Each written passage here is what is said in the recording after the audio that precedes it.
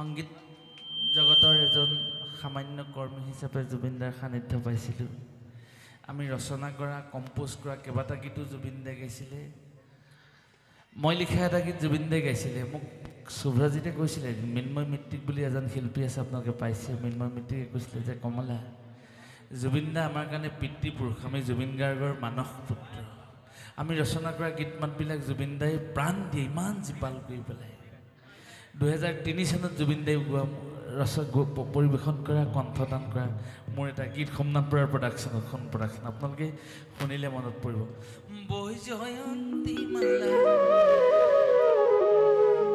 আজি জুবিনদাৰ গীতে গাম। যিমানখিনি গীত জুবিনদাই গাই থৈ গ'ল, আমি আজিহে নালাগে এনেধৰণে কিমান ৰাতি বহি বহি গায়ো শেষ কৰিব নোৱাৰিম।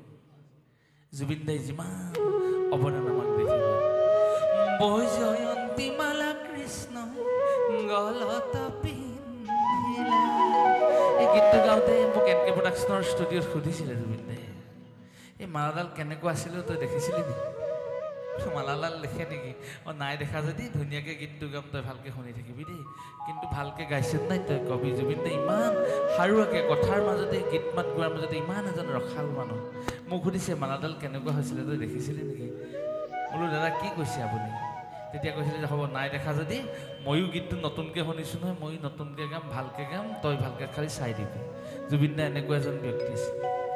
বৈজয়ন্তী মালা কৃষ্ণ গলত পিন্ধিলা, বৈজয়ন্তী মালা, ও বৈজয়ন্তী মালা, কিনো কৃষ্ণ লীলা, ও কিনো কৃষ্ণ লীলা, ভগৱতই বহাৰিলা নামে বৈষ্ণৱা, আজি হন্তে লওঁ তুমি অৰ্জুনৰে প্ৰাণ, পাৰ্থৰ হাৰথি কৃষ্ণই বুকু পাতি দিলা, ভগৱন্তৰ বক্ষস্থলত সেই বৈষ্ণৱান হৈল বৈজয়ন্তী মালা। বৈজয়ন্তী মালা, বৈজয়ন্তী মালা, বৈজয়ন্তী মালা, কৃষ্ণই গলত পিন্ধিলা, কিনো কৃষ্ণ লীলা, লীলা কৰি শ্ৰী কৃষ্ণ পাঠ কৰা খিলা, ভগৱতই পহাৰিলা নামে বৈষ্ণৱা, আজি হন্তে লওঁ বুলি অৰ্জুনৰ প্ৰাণ, পাৰ্থৰ সাৰথি কৃষ্ণ বুকু পাতি দিলা, ভগৱন্তৰ বক্ষস্থলত এই বৈষ্ণৱা হৈল বৈজয়ন্তী মালা, হৈল বৈজয়ন্তী মালা।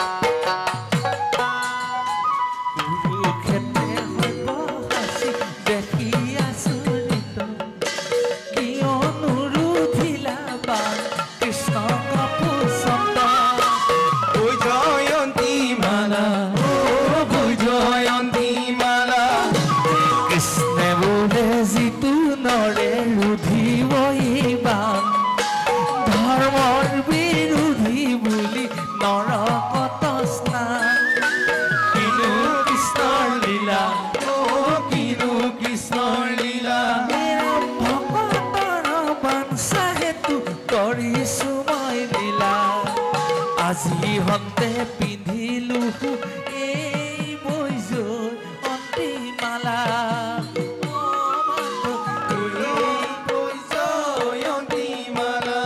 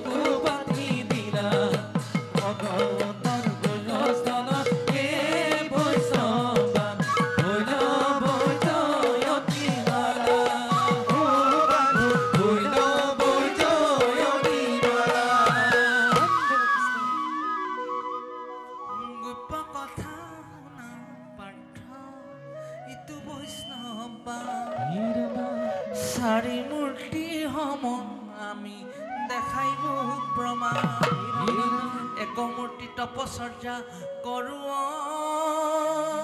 অনুক্ষণ ইটো মূৰ্তি ত্ৰিভুৱন কৰিছোঁ পালন এই ৰামটি মূৰ্তি ধৰিয়া সৃষ্টি কৰিছোঁ স্বজন একমূৰ্তি অন্তৰূপে সংঘাৰ কাৰণ হে ৰাম মই বাসুদেৱ মোক পুৰুষ শ্ৰেষ্ঠ কয় সেয়েহেতু পক্ষপাতি ধৰিলো সেয়েহেতু পক্ষপাতি ধৰিলো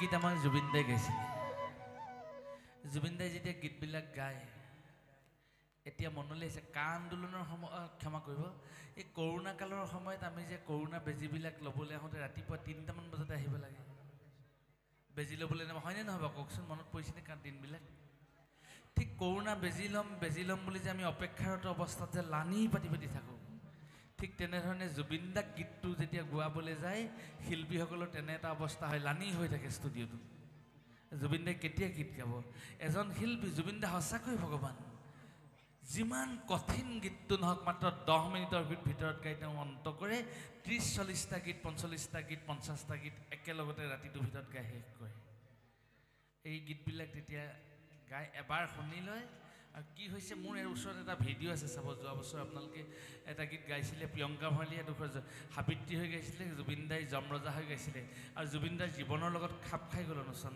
অহতি সাবিত্ৰী চিন্তা নকৰিবি মৰিলে জীৱন আহে ঘূৰি যোৱা বছৰ গাইছিলে আৰু শেষৰ গীতটো একেবাৰে শেষৰ ভক্তিমূলক গীতটো আমি অধমৈ জুবিন দাক গোৱাইছিলোঁ মই সেই গীতটো গোৱাৰ আগত জুবিন দাই বহু গীত গালে মোৰ প্ৰায় 1.5 কুৰিমান গীত জুবিন দাই গালে মোৰ এটা গীত এতিয়া বাৰে বাৰে মনলৈ আহিছে জুবিন দাই কৈছে পৰশুৰামৰ ভাওনাখন কেতিয়াবা গাবলৈ মন যায়ো আজি বহুদিনৰ আগত 2005 চনৰ কথা এইটো পৰশুৰামৰ এটা গীত গাইছিলে